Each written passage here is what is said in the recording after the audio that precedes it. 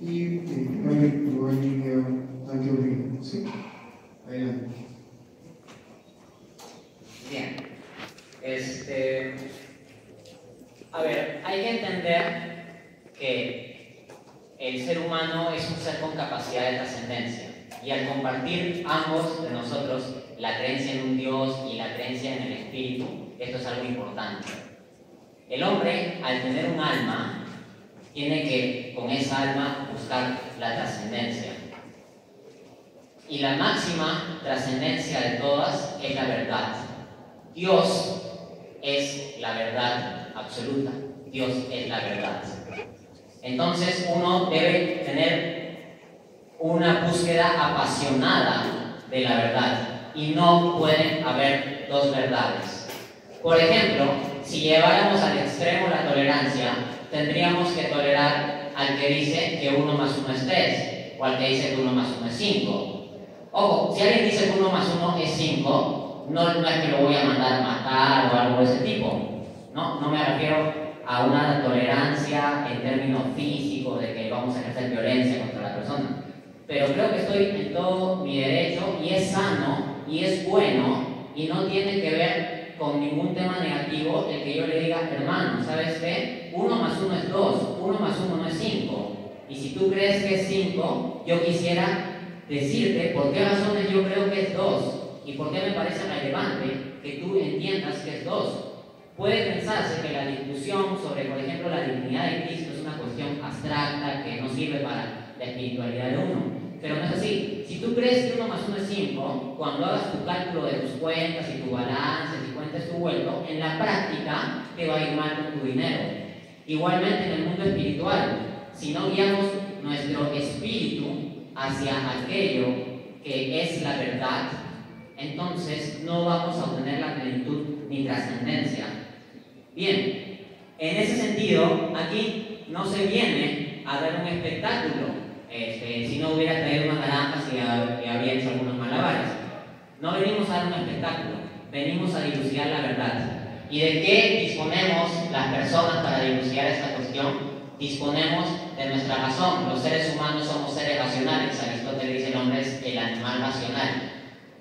Yo no puedo partir presuponiendo por mi experiencia religiosa que mi religión es la verdadera. Que yo haya tenido una experiencia muy buena y muy plena con el cristianismo no es de por sí criterio para decir que el cristianismo es verdad. ¿Por qué razón? Porque hay personas en el Islam que también tienen una experiencia espiritual buena y plena y dirían que el Islam es verdad. Pero también hay budistas que se sienten bien con su religión y también hay judíos que se sienten bien con su religión. El tema es que, por ejemplo, cristianos sostenemos la divinidad de Cristo, judíos y musulmanes lo niegan. Ambas proposiciones no pueden ser verdad al mismo tiempo y bajo el mismo aspecto. Entonces, tolerancia, sí, 1000 veces sí, tolerancia a las personas. Pero las ideas hay que analizarlas. Yo no tengo nada contra las personas ni he venido a hacer ningún ataque personal, sino a hablar sobre ideas. Entonces, a las ideas se las analiza. Pues bien, voy a pasar a comentar principalmente los puntos que se han hecho en referencia a lo que yo he mencionado. Se ha comenzado mencionando que nosotros por ahí que no somos expertos y no somos amateurs en el tema. Claro, ninguno de nosotros tiene un doctorado en Corán o Nuevo Testamento, pero hay investigadores que sí ven esos temas. Pero es curioso porque a su vez el señor Nureddin cita que los eruditos están de acuerdo en que el Nuevo Testamento ha sido corrompido, los eruditos están de acuerdo en que Juan no hizo esto. Entonces dice que no debe haber una aproximación intelectual cuando se trata del Corán. Cuando se trata del Corán no podemos utilizar la razón, no podemos utilizar a los eruditos ni los estudios históricos, pero cuando se trata de criticar el Nuevo Testamento y dilucidar si Juan fue el autor o no fue el autor, ahí sí se puede utilizar estos criterios. Me parece un doble rasero. Entonces acá no hay ningún ataque personal, simplemente estoy siendo coherente con la razón. Se dice que el Corán es el único libro que tiene la mejor preservación histórica. El punto es que la preservación histórica del Corán es absolutamente artificial, eso ya lo he explicado. Pocos años después de la muerte de Mahoma, el califa Uthman tuvo que estandarizar la versión del Corán, coger todas las versiones del Corán que existían y quemar todas aquellas que fueran discrepantes de aquel que tenía Hafsa. El tema es el siguiente: eso vicia la fiabilidad de los manuscritos del Corán. porque si hay manuscritos discrepantes ya no los podemos analizar, simplemente fueron quemados. Ahora, si se sostiene que el Corán tiene la mejor preservación, hay que interactuar también con ciertos descubrimientos históricos. En el año 1972, en Yemen, se descubrieron los manuscritos de Saná, y esos manuscritos de Saná, en su parte baja, son manuscritos del Corán, tienen grandes discrepancias respecto de la versión estándar. Por otra parte, en el mismo Al-Bukhari se relata que Said recordó que faltaba un verso, porque el Corán no fue directamente escrito, sino que fue escrito unos pocos 2 años después, tal vez, de la muerte de de la muerte de Mahoma, porque Mahoma simplemente lo recitaba y se aprendía de memoria y se escribía de memoria. Pero la memoria humana también puede ser frágil, y Said se olvidó de un verso y después lo puso. Entonces nada nos da una garantía al 100%. El hecho de que todos los Coranes en la actualidad sean iguales es simplemente artificial, porque Uthman quemó todas las otras copias discrepantes. Ahí yo no veo mano divina, como si sucede en la preservación de los manuscritos del Nuevo Testamento, sino más bien mano humana. Luego, se dice que no es necesario que un musulmán piense que el Nuevo Testamento ha sido variado. Aquí quiero que seamos coherentes y tengamos amor por la verdad. Sí es cierto, como dice el señor Nureddin, que no es necesario que un musulmán piense que el Nuevo Testamento ha sido variado. Entonces él debe aceptar el texto de Juan 1.1, donde dice, y el verbo era Dios. Y en Juan 1.14 dice, y el verbo se hizo carne. Entonces está hablando de Jesucristo. Él debe aceptar que Jesucristo es Dios, a menos que me diga claro está que el texto ha sido variado. Hay un montón de textos del Nuevo Testamento que contradicen creencias islámicas.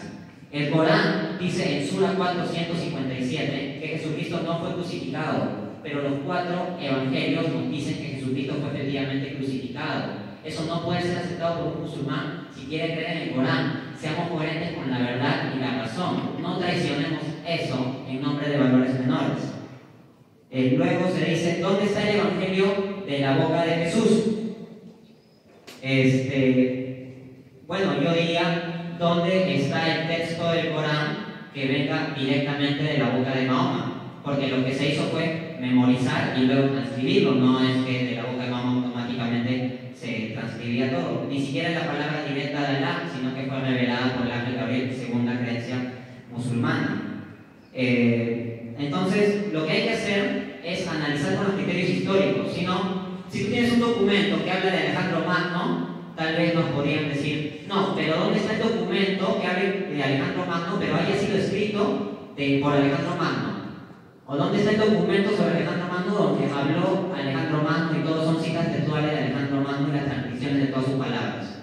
Si tú no me presentas esto, entonces yo no creo en Alejandro Magno ni en ninguna historicidad de lo que plantees. La historia no procede así. Entonces no es necesario que todos los personajes históricos tengan transcripciones de todos sus discursos para que creamos en la historicidad de ciertos dichos o hechos respecto de ellos.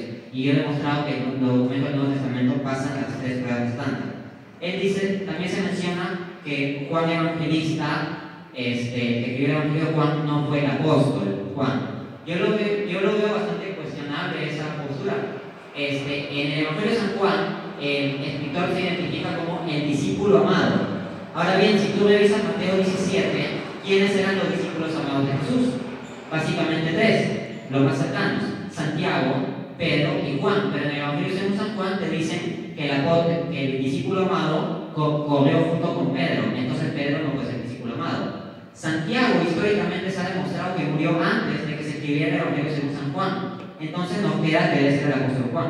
Por otra parte, el Evangelio de San Juan evidencia bastante discursos privados de Jesús. El punto es que hay discursos que solo se dan a los apóstoles, que son de un entorno muy cercano de Jesús, y hay discursos privados. ¿Qué tiene que hacer un discípulo en todos los sitios donde están los apóstoles? Exactamente en todos, hasta en la última cena, en la pasión y todos esos temas. Es un poco extraño. Luego también se cita que hay incluso cristianos con diplomas que discrepan de esto. Bueno, también hay musulmanes con grandes estudios que tienen posturas heterodoxas respecto del Islam y critican, y también tienen sus doctorados. Así que decir un cristiano con un doctorado discrepa tu postura no es suficiente. Luego se menciona que uno no puede analizar el Corán si es que no sabe árabe, si no conseguiste el texto original y así sucesivamente. El punto es que eso patea eternamente el problema y nunca podríamos tomar una decisión a menos que asumamos de frente la veracidad o falsedad del libro. Es como los que son fanáticos de Nietzsche. Siempre dicen, no, tú no entiendes nada de Nietzsche porque tú no has leído Nietzsche en alemán. no, pero tú no has leído tal edición de la obra de Nietzsche. Si tú no has leído la edición que la Soles Editorial hizo la mejor traducción, entonces tú no sabes Nietzsche y todo lo que diga de Nietzsche es inválido.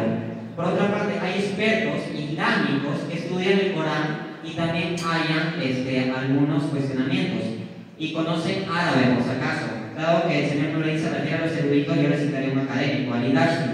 Él dice que el Corán no tiene sentencias que son incompletas y no totalmente inteligibles sin ayuda de comentarios, palabras extranjeras, palabras familiares, no familiares al árabe, palabras usadas sin su significado normal, adjetivos y verbos contraídos sin observancias de la concordancia de género, pronombres aplicados ilógica y antigramaticalmente que algunas veces no tienen referente, y predicados cuyo pasaje no están frecuentemente distanciados de los sujetos. Estas ciertas aberraciones del lenguaje han dado lugar a los críticos que niegan la elocuencia del Corán. El problema también preocupa al pensamiento de los musulmanes devotos y a la fuerza de los apologistas para buscar explicaciones. Entonces, si tenemos amor por la verdad, tenemos que afrontar esta cuestión, señores. Las dos cosas no pueden ser verdad al mismo tiempo. El cristianismo afirma que Jesús es Dios, el Corán dice que no, el Islam dice que no. Podemos ser abiertos, podemos ser tolerantes. Yo no tengo nada contra ninguna persona, ni haré nada contra ninguna persona, pero dos ideas contradictorias no pueden ser verdad al mismo tiempo y bajo el mismo contexto. Gracias.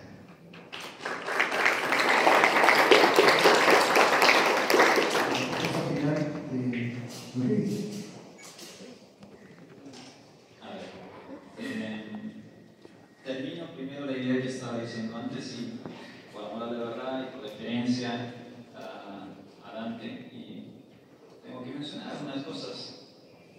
Espero que no sea año 40, pero me pone en una situación. Pero termino de decir lo que estaba diciendo antes, ¿no? Lo primero es la integridad del Sagrado Corán. A ver, yo tengo profesión en Derecho, y en Derecho mi especialidad es Derecho Civil. En Derecho Civil puedes conocer doctrina jurídica sobre contratos, obligaciones, etcétera, etcétera, etcétera, etcétera. No puede venir un tributarista a pretender discutir en las cosas de la doctrina de contratos y obligaciones, te dirá cómo es. No te va a discutir. Menos un ingeniero, menos alguien. A ver, que se diga que el Sagrado Corán no tiene preservación. ¿Qué puedo decir? Yo tenía por un momento la idea de traer aquí una serie de libros así, de esos que sí, se han pasado su vida entera estudiando la historia y la escritura de la Biblia, etc. Que eso, wow, son una montaña caminando. Dije, no, ¿para qué? ¿Quieren ustedes conocer? Internet. ¿Quieren conocer más? Bueno, escríbanme, pues escriban en mi correo. Les puedo dar un poco de información, no es mi idea venir a eso, ni mucho menos, no es mi mayor interés. Pero sí está claro la integridad textual del Sagrado Corán, y está claro que cuando estamos hablando de la doctrina de obligaciones, claramente estoy frente a alguien que no ha estudiado Derecho Civil de Obligación. Por ejemplo, decir que en el Sagrado Corán se menciona a Alejandro Magno es un desconocimiento del tema. Se dice Dhul Qarnayn. Dhul Qarnayn. Y hay varias interpretaciones sobre quién es Dhul Qarnayn. Y les puedo asegurar, a mi maestro, que Dhul Qarnayn no es Alejandro Magno. Poner solo un ejemplo, se habla de contradicciones, porque ¿cómo puede ser que la revelación diga esto y después cambie? A ver, cuando Jesús, la paz sea con él, estuvo con sus benditos discípulos enseñando, hubo un momento en que ellos rezaban como rezaban los hijos de Israel, y hubo un momento en que después les dio una legislación y les dijo, ahora digan también esto, Padre nuestro que estás en los cielos, etcétera, etcétera, asumiendo la integridad textual de todos los evangelios. Bueno, ¿por qué, a cuento de qué tendría que ver yo contradicción allí? Puede haber un mandato antes, puede haber un mandato después. Contradicción sería si alguien dijera, esta ciudad es Lima, y después me dijera, no, esta ciudad es Trujillo. O si alguien dijera informaciones de hechos, pero no normas, no mandatos. lo que varía en el Sagrado Corán a lo largo de 23 años de revelaciones, en las que se fue aleccionando a la comunidad creyente original, fue los mandatos para poder hacer de ellos cada vez mejores personas, para poder dar derechos a la mujer, cuando en la Europa cristiana tuvieron que pelear siglos para decir yo tengo derecho a la propiedad. En el Islam lo tenían. Y muchas otras cosas que si se investiga desapasionadamente se va a encontrar. No hay contradicción allí, porque son mandatos que vienen en un periodo, después otro y después otro. Simple. No están diciéndote que lo negro es blanco y después verde y después negro. No es nada de esa naturaleza. Después se habla el ejemplo de sanar y la preservación y otra vez Bukhari. Vamos a ver. Claramente, repito, estos son temas en los que ¿cómo sabemos cuál es lo que salió de la boca del profeta Muhammad, la paz sea con él? ¿Por qué? Porque él no tuvo 12 discípulos, no tuvo 72 discípulos, no enseñó solo por 3 años, enseñó durante 23 años y tuvo por lo menos 10.000 discípulos al lado de él que rezaban 5 veces al día en su mezquita por años, escuchando la recitación del Sagrado Corán, y todos en una sociedad oral profundamente cultivada en la preservación de la memoria histórica y en la capacidad de una memoria que hoy a nosotros nos es inconcebible. Inconcebible hoy día pensar que ustedes se puedan aprender tales y tales y tales cosas de memoria sin fallo por años enteros, pero eso es propio en la cultura semítica.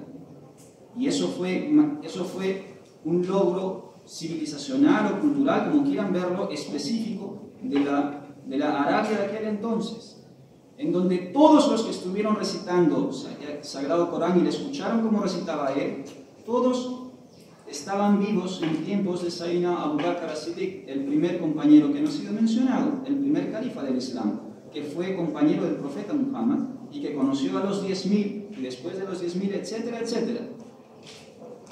Y fue Abu Bakr as-Siddiq y no el califa Usman quien puso por escrito el Sagrado Corán. Y la disensión de la que se está hablando es un hecho que fue explicado en vida por el propio profeta, la paz sea con él, porque habían 7 dialectos árabes en uso en la Arabia de aquel entonces. Y él dijo, el Sagrado Corán ha sido revelado en 7 dialectos. Pero como el Islam se esparció como la espuma del mar rápidamente, y muy pronto vinieron persas, etcétera, que no conocían esos detalles, entonces el califa Usman, que es contemporáneo del profeta Muhammad y que tenía miles de contemporáneos del profeta Muhammad que habían recitado el Sagrado Corán detrás de él, que habían estado escuchándolo, el califa Usman dijo, vamos a dejar solamente una versión para que la diversidad de dialectos no sea motivo de confusión para el resto de la nación del Islam, que ahora se está esparciendo por oriente, occidente, norte y sur. Sin embargo, ¿cuál fue el criterio que le llevó a él, así como a Abu Bakr as-Siddiq, el primer califa, cuando estaban vivos todos los recitadores del Sagrado Corán, que eran en número de miles, que se sabían el Corán entero de memoria? ¿Cuál fue el criterio que siguieron? Escuchar la recitación de todos, bajo la mano de uno especialmente sabio en la recitación del Sagrado Corán, y contrastar los manuscritos que sí existían desde el tiempo del profeta, la paz sea con él, organizarlos, armarlos y decir, esto sin embargo no es la garantía final, sino tú que lo escuchaste, tú que lo escuchaste de su boca, recita lo que aprendiste, recita, ajá, sabemos que esto está bien, ha pasado la prueba, ingresado al texto de la compilación 1 de Abu Bakr as-Siddiq, y después, cuando todos ellos que conocían los 7 dialectos supieron y vieron que había un fenómeno de diversificación lingüística, dijeron, ahora hagamos que va a ser un poco más orientativo para quienes no comparten el conocimiento del árabe. ¿Dónde está ahí el tema de la falta de la preservación? ¿Alguna otra cosa que se ha mencionado? Saná, los escritos de Saná. Bueno, hoy día yo me vuelvo loco, en mi casa escribo en árabe y escribo una pachotada en árabe, y el día dentro de 500 años se descubre, y eso es que el Sagrado Corán fue alterado. Sí, claro, lo alteré yo. ¿Eso es que el Sagrado Corán perdió su validez histórica en la nación del Islam? No, porque sunnis, shias, hasta ahmadiyas, todos en el mundo islámico, o los que pretenden y reclaman ser musulmanes, más de 1.500 millones de personas, desde entonces hasta ahora, tenemos exactamente el mismo Corán. Si algún loco en Saná hizo esto o lo otro, eso no quita la preservación única e irrepetible, no se ha vuelto a repetir simplemente en la historia. Nuevamente, ¿dónde está el Evangelio de Jesús según Jesús? Incluso si tomas Mateo, Marcos, Lucas y Juan al pie de la letra, ¿acaso no puedes saber, investigando, que Juan dice cosas que no dicen Mateo, Marcos y Lucas, y que Juan es más teologizado que los tres primeros, y que hay una fuente previa a los tres primeros que no se tiene?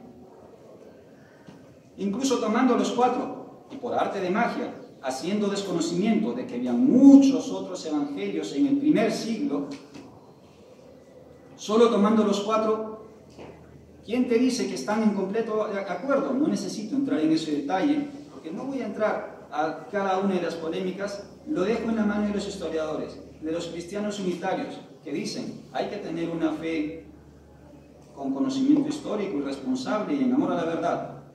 Y en amor a la verdad, nadie puede sostener dentro del cristianismo, incluso unitario, que, por ejemplo, las declaraciones aparentemente trinitarias de Juan o de Pablo lo son, porque la Trinidad no fue enseñada en su momento. ¿Quieren más detalles? Les puedo dar más detalles en otro momento, no aquí. Pero detalles sobran, no necesitan preguntarle a un musulmán. Pregúntenselo a los cristianos unitarios que tienen bibliografía histórica especializada al respecto.